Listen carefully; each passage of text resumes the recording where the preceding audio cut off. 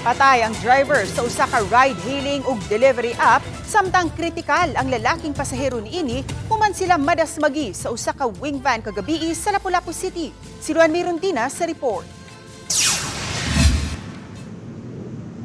Nakuhaan pa sa CCTV sa Basa Command Center alas 9:02 kagabi ang hinay-hinay nga pagliko sa Wingvan gikan sa Maximo Patalenghog Junior Avenue, Barangay Basak, paingon sa Basak Kagudoy Road.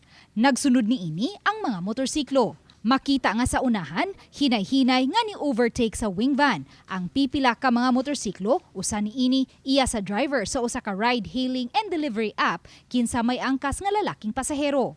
Sa laing anggulo sa kamera, habig sa Basak, Kagudoy Road, makitang anaa sa rightmost lane. Nagsubay ang driver sa usa ka ride-hailing app nga may angkas nga lalaking pasahero. Pag-abot sa kurbadahong bahin sa karsada, naigo sila sa Wingvan nga pareho nilang nagsubay sa samang direksyon. Kita nga ito, ni-overtake ng Wingvan no, nahagip yun niya dito sa pinaka rightmost lane ang kaning motor na same direction na itong naigo din niya, nalamba gid ang kaning motor. Human sa hitabo, nihunong ang driver sa Wingvan samtang gisusi sa iyang truckboy ang kahimtang sa sakay sa naigo nilang motorsiklo.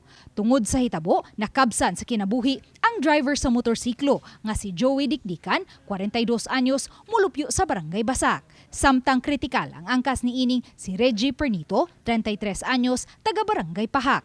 Ang driver sa Wingvan gitanggong nausab sa custodial facility sa Lapu-Lapu City Police Office samtang nagpaabot sa kasong ipasaka sa mga kabanay sa duha ka mga biktima. Matod sa driver sa Wingvan, wa siya makabantay sa motorsiklong iyang naigo. Hunong man tong mga kuan niya ni giilam kong gigibuhian.